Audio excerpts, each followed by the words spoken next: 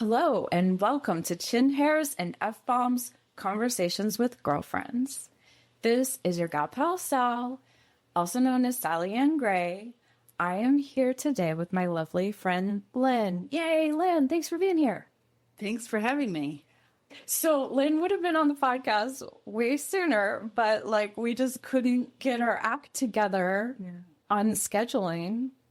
We've been talking about doing this podcast for 6 months.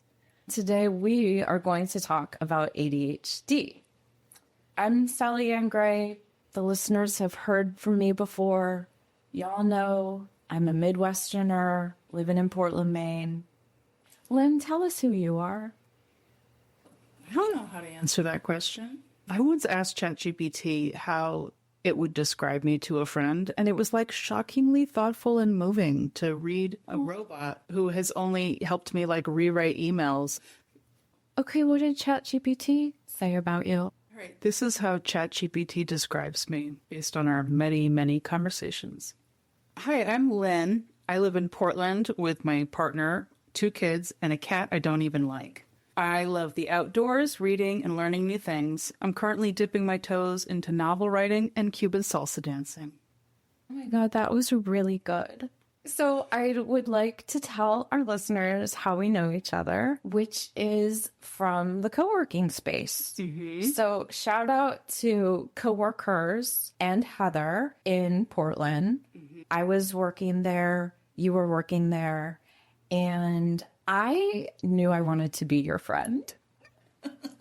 How kind of embarrassing and cheesy is that? How cute. How very sweet of you. Aw, okay. We'll go with that. You were doing workshops about the software You Need a Budget, also known as YNAB. And I was like, sure, yeah. And today, Sally does not know if I signed up for that just to get to know you. Who is this lady that loves budgeting so much? I was like, who does that? I want to be her friend. And so I went to your workshop, learned a lot. YNAB is 20 as of 2024. And it made me realize that YNAB is my longest, healthiest relationship of my life. We've been together for almost 21 years now. So you've used it since the beginning? Oh, yeah. I used YNAB since before it was software. It was just a really intense spreadsheet. Yeah. I bet it was. It was so nice. That was a spreadsheet I wish I still had that. Oh, that's amazing. Dreamy. That is wonderful. My friend Wendy has called me Spreadsheet Sally before. I do love a spreadsheet. I actually have a mug at my office that says, "Lady in the streets, freak in the spreadsheets." I also have that on a t-shirt. Oh, wonderful. Yeah. Anyway, go on. You were talking about how great I am. Yes, obviously. So I was like, I want to be friends with her. And then I don't know what the next step after the workshop was. Maybe I was like, do you want to get coffee? I don't fucking know. And I was probably like, oh my God, why is this cool girl talking to me? I was like, I'm over here being a nerd about budgets. That deeply appeals to me. We're made in heaven. And that's why we're friends. Yes. That's why you're my gal pal Sal. Yes, so Lynne is how I got the nickname Gal Pal Sal. Love it very much. So that was 8 years ago or something. Forever ago. It was a lifetime ago. But we became friends at the co-working space. Neither of us work there anymore, but here we are. Here we are. Still palling it up. Still, every time we can get together, still enough to talk about that we have to bring a notebook for writing it all down. True. Yes, we do. We need to write down our topics, cross them off. Mm-hmm. Yeah. Which is probably an ADHD technique. Oh, yeah. Because, we're just always hopping full of ideas. Yeah. Shiny objects, new ideas. And also trying to be respectful and present in the conversation. Yes. Yeah. And you thought of that, which is a great way to do both of those things. Of I'm going to remember this. I'm going to put this somewhere so that it doesn't get lost, but also that I'm going to come back into the moment that we're in. Exactly. Yeah. Okay. Well, we'll talk about that because I want to talk about the tactics that we use to survive life without looking like assholes or acting like assholes. Right? Yeah. Well, we're doing our best. That's all we're doing. Okay. All right. I am going to add a disclaimer here before we start really talking about ADHD that it turns out Lynn and I, neither of us are doctors. That is correct. I'm not even a scientist. I'm not an astronaut. So. No. And you're not a doctor? I'm not. I am a business lady and a spreadsheet nerd. But Yes. I am not a doctor. Not doctors. So anything that we say here, it is just our personal experience. And if you listening are thinking about yourself or a loved one in ADHD, please talk to a doctor next. Or Google, but also a doctor. Mm-hmm. Okay, that is the end of my disclaimer. Mm-hmm. Let's talk about ADHD. I wanted to start by pointing out that there are two different types of ADHD. One is the hyperactive, and that presents itself in kind of more stereotypical little boy type behavior of acting out, not being able to focus, too much energy, kind of wild and out. Yeah, it's very physical. Yeah, and disruptive. Yes. And the other ADHD is the inattentive style, and that is typically more females have this one, and it tends to fly under the radar because it is not wild and out. It is not as external presenting. But it's not as disruptive to other people. Yeah, but deeply disruptive to the person that has it. Yes. Yes. Yeah, and I know, I mean, if you're elderly like I am and like you are, no offense, you may remember what we now think of as ADHD inattentive type. When I was growing up, that was ADD versus ADHD. Right.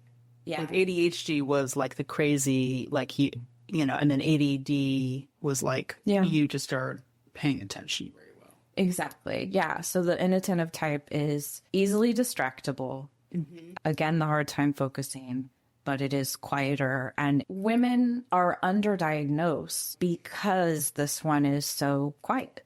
Mm-hmm. And often women just tell ourselves, girls and women, tell ourselves, we're the problem. It's just us. Everybody can do it. And we just kind of muscle through.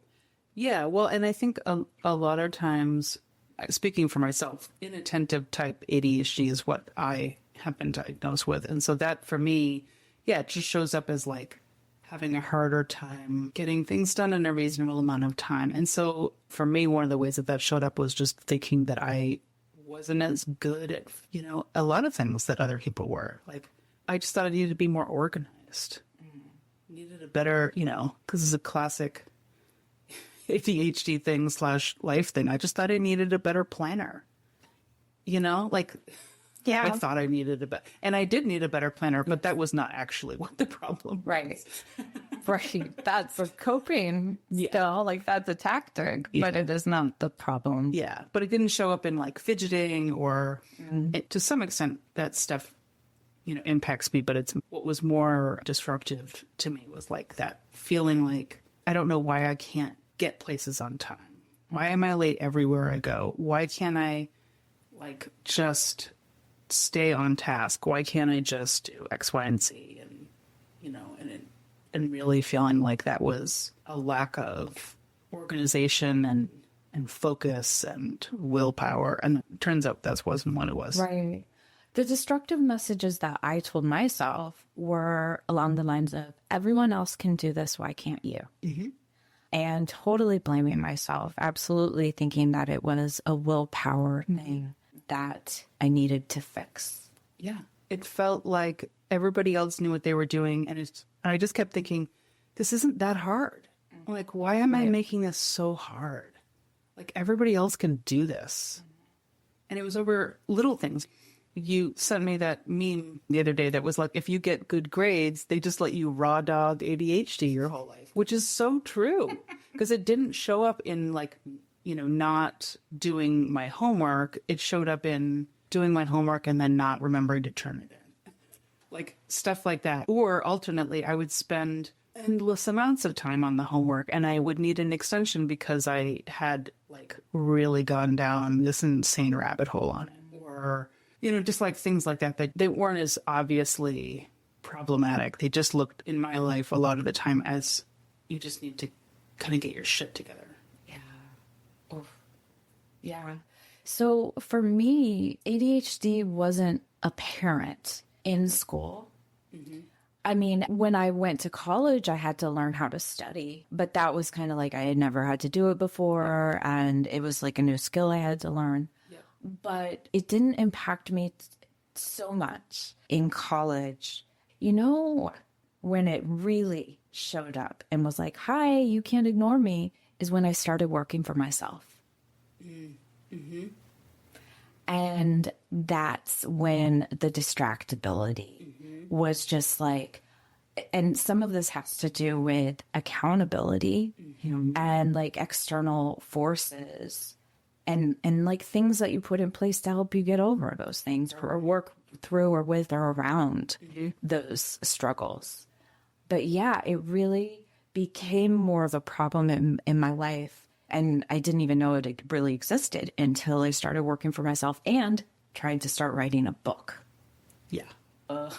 Yeah. Well, I have a similar timing. Like I noticed it more in grad school, but it wasn't even so much that I noticed because I was just like, well, I'm in grad school.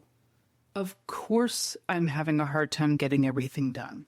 We are all having a hard time getting everything done. Yeah. And like, that's just what it's like. And also, I was so tired all of the time that I did multiple sleep studies for narcolepsy.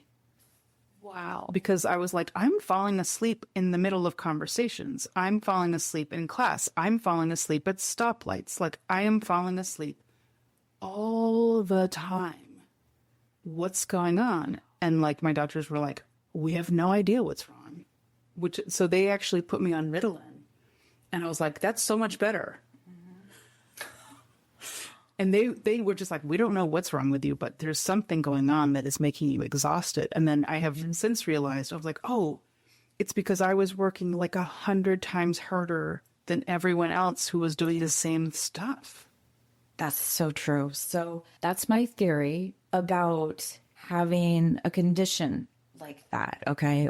So ADHD, depression, anxiety, CPTSD. So when you have those sort of conditions and you're not medicated, you are operating at a deficit. Like everyone else can operate here. Like all the neurotypicals can operate here. No one listening can see where my hand is, but it's up. But when you have, like, it's handicapping you and your capacity, your ability, you were exhausted because you were trying so fucking hard. Like, that makes absolute sense. Yeah. Well, and then I had a baby and started working for myself basically at the same time.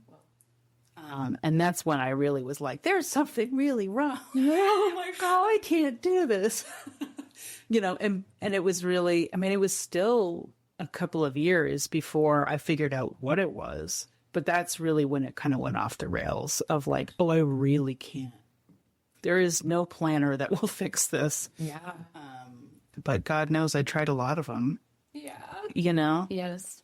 I mean, I had the layers of reminders and alarms and post-it notes and, you know. Yes. Just really, really strict habits that, like, at this point I really relish, like, my habits, my routines, but they're very forgiving and, you know, I'm nice to myself about them. And it's hard for me to even imagine having been nice to myself during that time because being hard on myself was the only way I got anything done.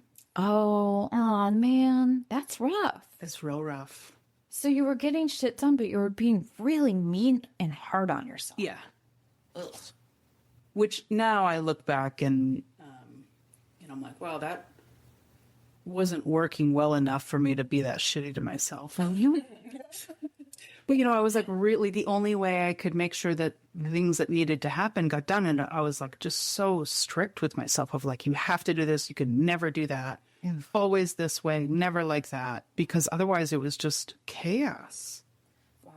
So that's another thing about not getting diagnosed for a long time is you said this, and I experienced it too, that when you went into the doctor and was like, hi, maybe I have this, they uncovered for you that you had put all of these coping strategies in place so that you could live your life successfully. And all those coping strategies that you thought were just like, this is how people live or whatever, this is how I get things done, or actually... It's like a scaffolding that I was creating in order to be able to do anything. Yeah, it was your way of surviving with unmedicated or untreated ADHD. Yeah, and I remember when I first was going through the diagnosis process, they were like, well, you're already doing everything we would recommend that you do. Are you sure you need medication? And I was like, yeah, I wouldn't be here if this was working. Yeah. Yeah, I've already done everything and it's still not working. I've run out of things to try. Yeah. So here I am looking for the next thing. I'm like, yes, I've been very successful getting to my mid-30s before it even occurred to anyone, hey, maybe this isn't just Lynne's not trying hard enough. Yeah. But yeah, I mean, my therapist told me one time, she said, I was like, well, I've been working really hard at whatever it was. And she goes, yeah, you work hard at everything.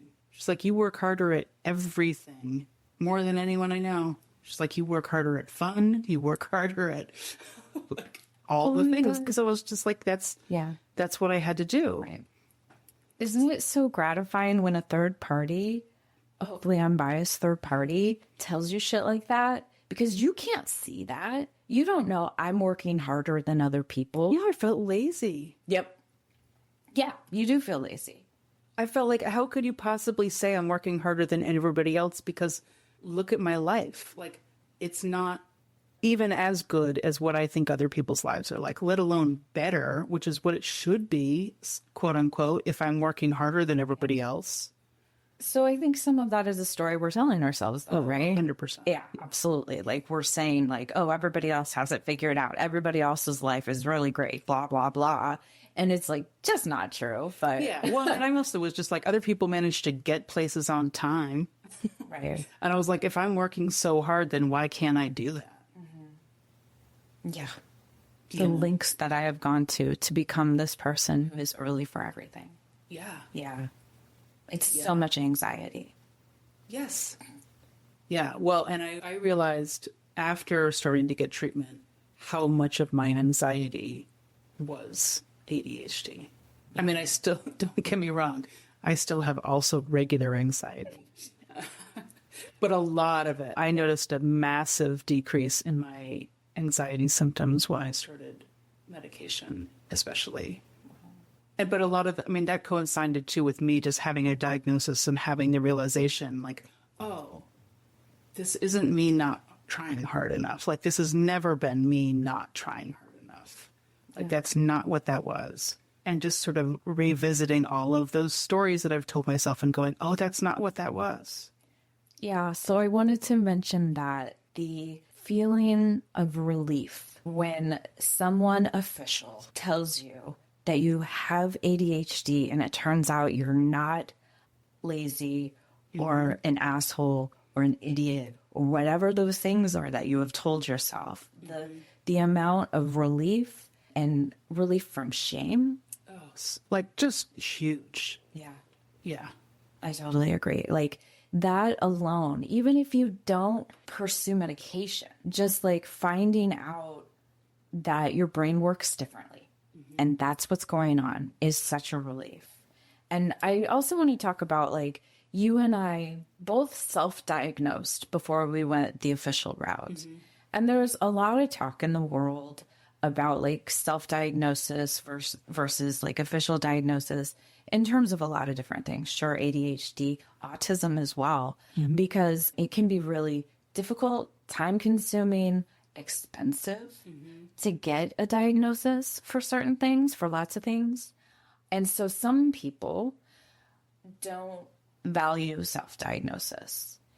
And I'm not one of those people. I value self-diagnosis. I know that we can go wrong. Right. I know Dr. Google is dangerous, but I see it more like I'm learning more about myself. You know, self-diagnosis has so much to do with the research that you do. And good, like we're educating ourselves. And I spent a lot of time thinking, I don't know if I have ADHD, like years going, I don't know, maybe I do, maybe I don't. And I talked to multiple therapists about it. And one, I think it was a psychiatrist, said to me, she said, you know, I don't think it matters if you do or don't have ADHD. If some sort of coping strategy or tool is working for you, do it. And I was like, that's really helpful. Yeah. Yeah. Well, I think there is a lot. I mean, I think self-diagnosis is just sort of its own thing. And I think there is a lot of value in it for that reason, you know, just kind of allowing yourself to acknowledge like, hey, maybe this isn't me not working hard enough. And like, what kinds of things could be helpful? Like, what are people doing? Yeah. Like, what would it be like to talk to people who have, you know, who are experiencing something similar to what I'm experiencing, whether it has a name or not? Yeah. And, you know, with ADHD in particular, if I hadn't self-diagnosed myself, no one would ever have diagnosed me. True.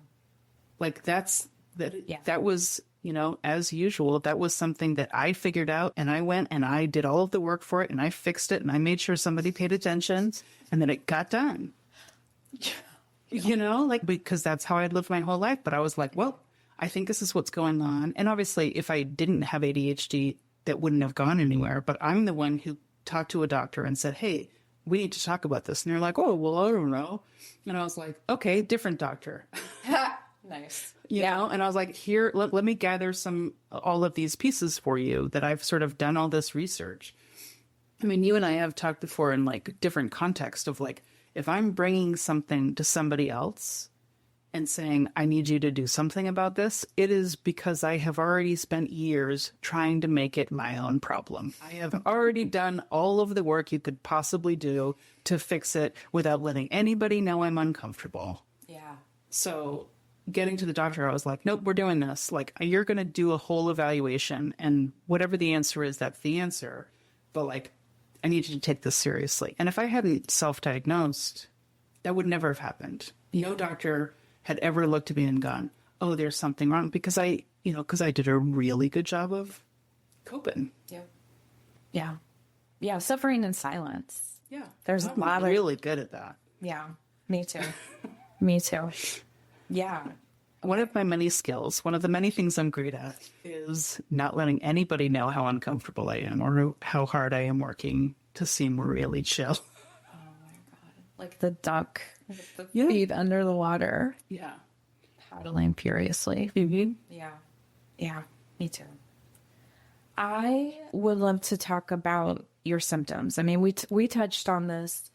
You've mentioned a lot of your symptoms. Everybody has different symptoms. We all present in different ways. You and I both have the inattentive type. My son has the hyperactive. I didn't mention earlier, but there's the combined type where you have both. So tell me about your symptoms.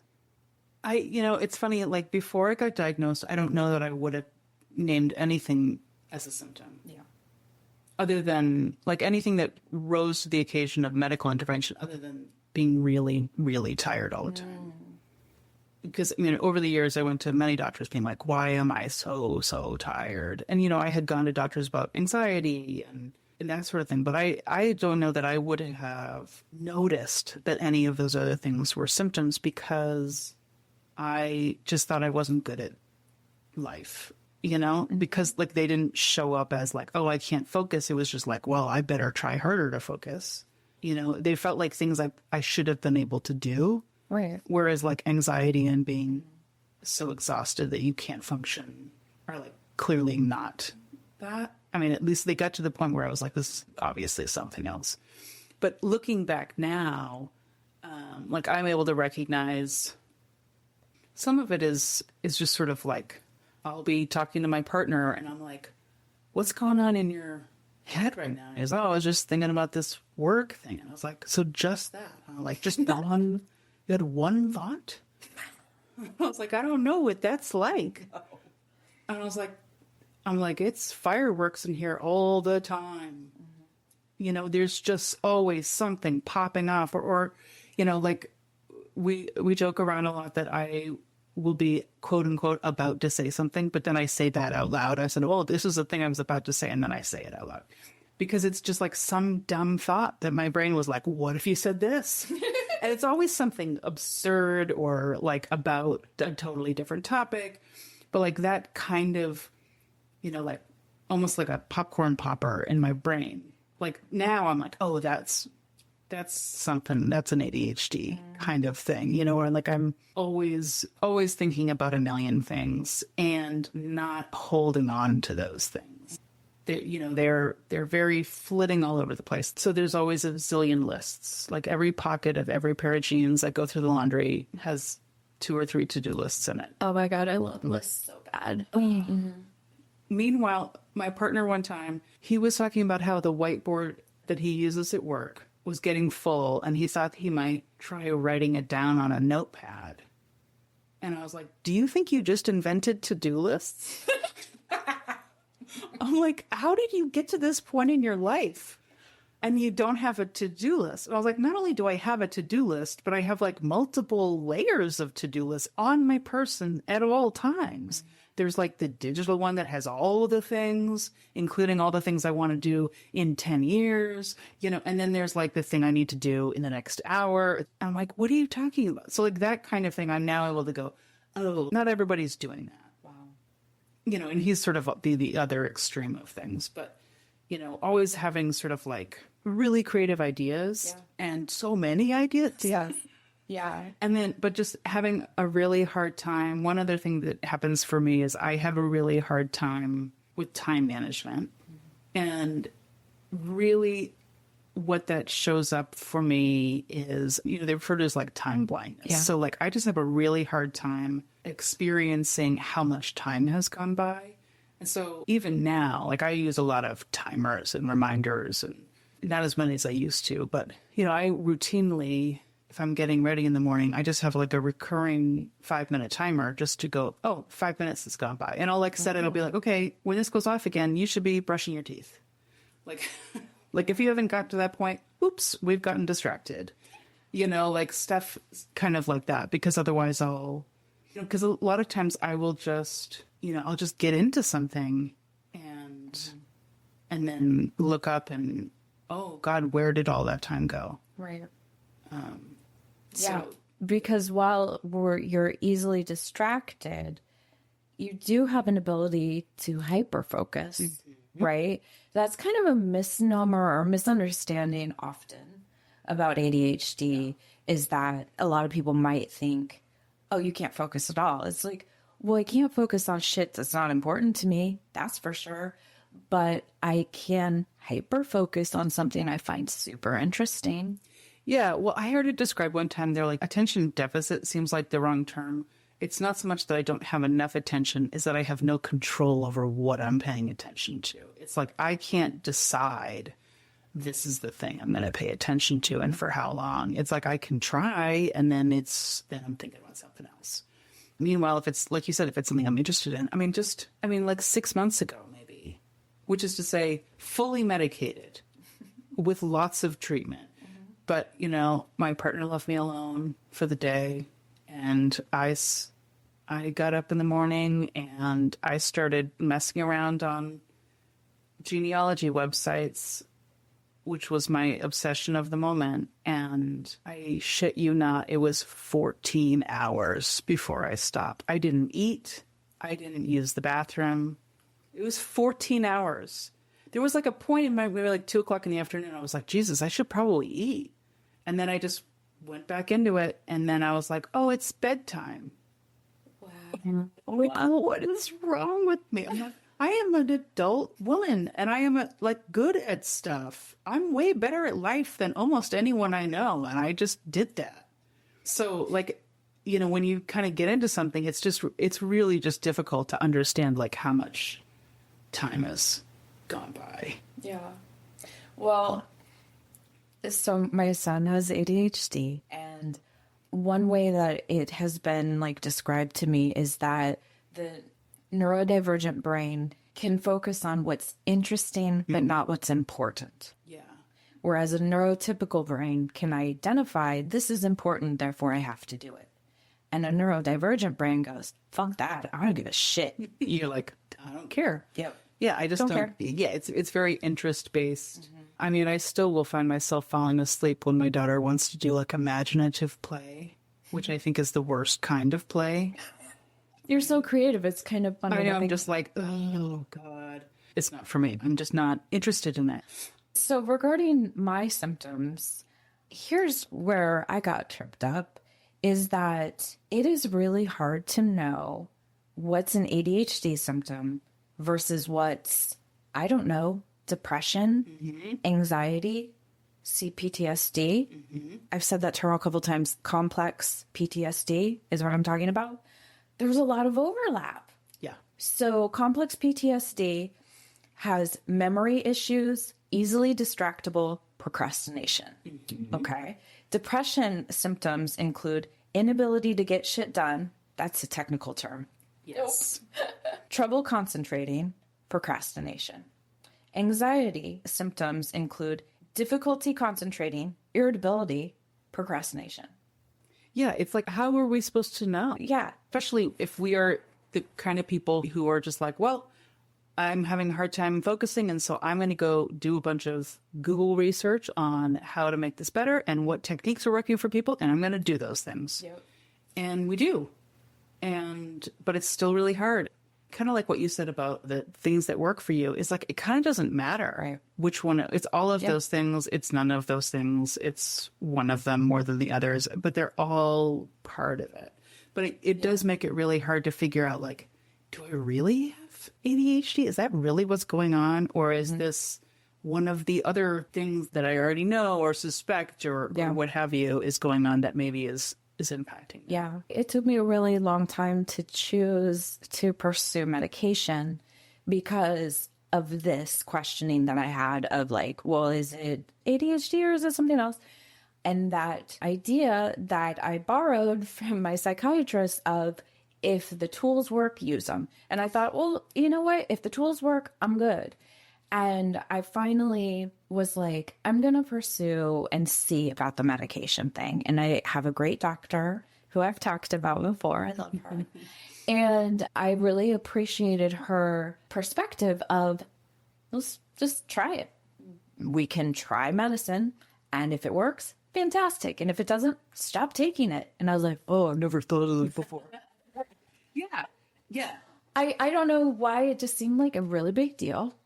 Well, I know for me, I've had similar feelings and just feeling like I needed to like earn it by making it needed to be worse. Yeah. It needed to be not only as bad as other people I knew who had ADHD, but it needed to actually be much worse. Right. Because I'm a very capable adult. Yeah. And so if I have ADHD, my life needs to be in fucking shambles. It has to be on fire. Yeah. Like what is that? Why are we doing that? Like, I just really felt like I needed to, and I've experienced this in other areas of my life, of just feeling like it needs to be bad enough for me to warrant making a change that feels that big. But like looking back, I'm like, that's not that big of a change. Right. Agreed. It's really not. It's just asking your doctor, who's literally a professional in knowing which one of those things it is. And and they like have your best interest in mind. I mean, it's like, yeah, I know, but it was kind of a big deal for me, I guess. Yeah. It feels like a really big deal. Yeah. To like kind of initiate. So I'll talk about my symptoms. Executive dysfunction, a term that I love. Let me be more specific. I have a terrible memory. My working memory is very bad. Difficulty focusing, easily distractible, issues with task completion. Yup. Love to start things, not great at finishing things. Well, that's boring. Yeah, exactly, because the beginning is the fun part. Yeah, it's new. But I told myself I'm an asshole, right? Yeah. Like that I have a million hobbies, but... Yeah, well, because we've made it a crime to to not finish things that you start. We make this like a personality flaw. Oh my gosh. Yes. I think quitting is underrated. I think there are so many times when we should quit, but we're like, no, can't be a quitter. Fuck that. Be a quitter. If something's not working for you, fucking quit. Yeah. Ugh, gross. Okay. Other ADHD issues, troubles planning and prioritizing, whoopsies, hypersensitivity to criticism. That's a real thing. That's a real thing, and I have that. Other things that I've learned more about over time and about myself is ADHD overwhelm. Yeah. That was honestly probably the thing that drove me to the doctor. I was like, I am so overwhelmed all the time. I thought initially I was like, maybe I just need more anxiety medication because I'm like shutting down. Yeah. Right. So my friend Julie uses the term flooded. I love that. That works for me. I get overwhelmed. I get flooded. It's sensory overload, too many sounds. You know that one. Too many people, too much stimuli. Oh man, I get overwhelmed so easily. I don't love crowds. I get overwhelmed a certain time of the day. I call 4:00 my witching hour. Yeah, I get overwhelmed even now. There are some things that just really do me in. Like I remember a number of years ago going to a restaurant and there was like a bunch of she things on the menu that I didn't know what they were. And I just felt kind of stupid. And then I realized that it was like communal tables. And so I just started crying. I'm sorry. I was like, I can't do this. To go. Oh my God. Yeah. Yeah. So related to that, one of the things I realized is an ADHD symptom is auditory stuff. So auditory processing, it's like made me realize I'm like, oh, that's why I have a really hard time learning if I just hear something. But writing it down, yep, great. Even if I can hear it and then write it down as it's happening. Or like misophonia. I thought it was so stupid for having the reaction that I would have to certain sounds.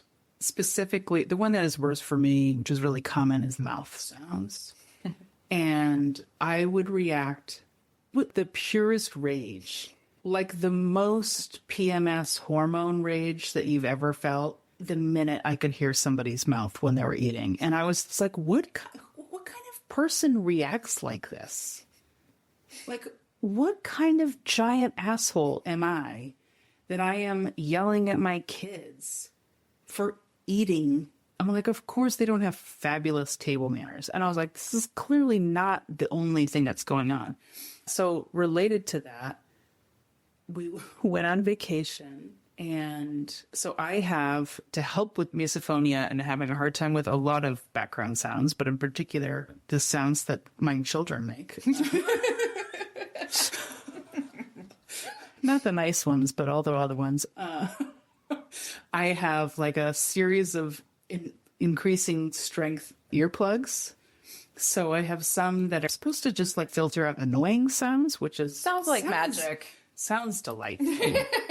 That sounds really nice. And then I have ones that are just sort of reducing the sound a little bit. And then I have like more intense things for various things. But I always am, using the kind of lighter weight ones, just like at dinner or, so I can still hear what people are saying and I can still be part of the conversation, but it sort of dampens those kinds of sounds, which is important because otherwise I'm a raging maniac.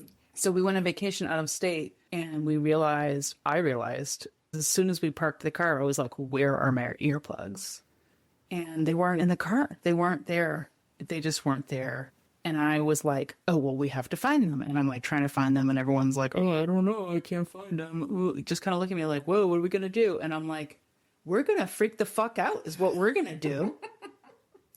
We're going to be crying in this fucking children's aquarium is what we're going to do. I'm going to yell at some manta rays is what I'm going to do. Until you bring me somewhere to buy some new earplugs. Or I'm going home. I was like, you can't expect me to spend time with my family for days without earplugs. Yeah. I'm like, I really couldn't. Yeah. I couldn't do it. But everything like, got better when you figured out it's the sound. It's the sound. You did some things for dinner specifically Oh, yeah. that made it so that you didn't have to hate your family. It made such a huge difference in like my relationship with my stepdaughter because she had, she had poor table manners like all children do. But some of it too was just that she just had it was a different set of bad table manners than my kid did. And so I wasn't as used to it. And it was just really hard for me.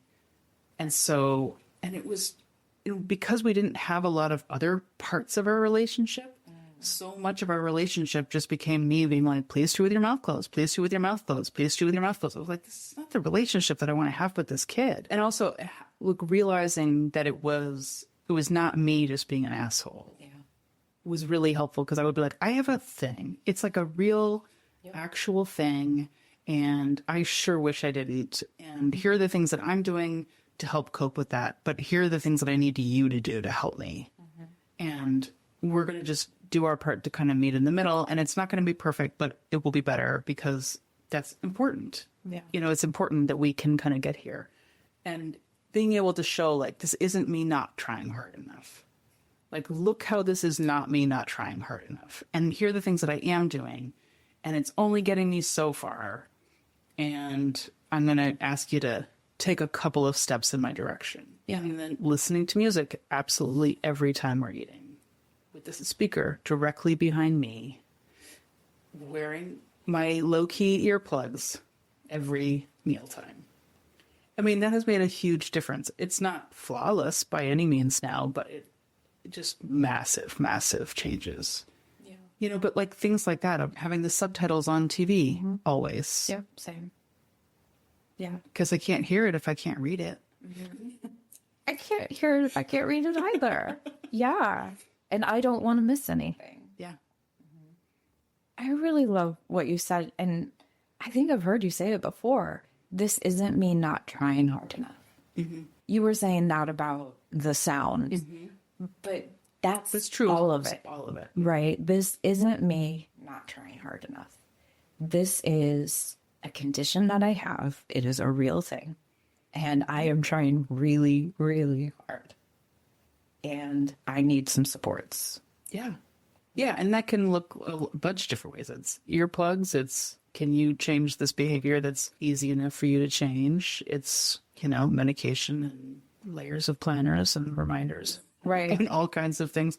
But yeah, sometimes, a lot of it is just letting myself off the hook. Yeah, exactly. And that's where we're going to hit pause for now. This conversation with Lynne was just too good to fit into one episode, so I'm breaking it into two. Tune in next time to hear the rest when we dive into some awesome strategies for managing ADHD symptoms like using digital reminders, building good habits, and the magic of body doubling. Plus, Lynne will tell us how online memes led her to her ADHD diagnosis and her journey with medication. And we'll also talk about just plain being kinder to ourselves and the impact of having the right tools to navigate this life with ADHD. So you don't want to miss it. Thank you for hanging out with us today, and we'll catch you in the next episode of Chin Hairs and F-Bombs, Conversations with Girlfriends.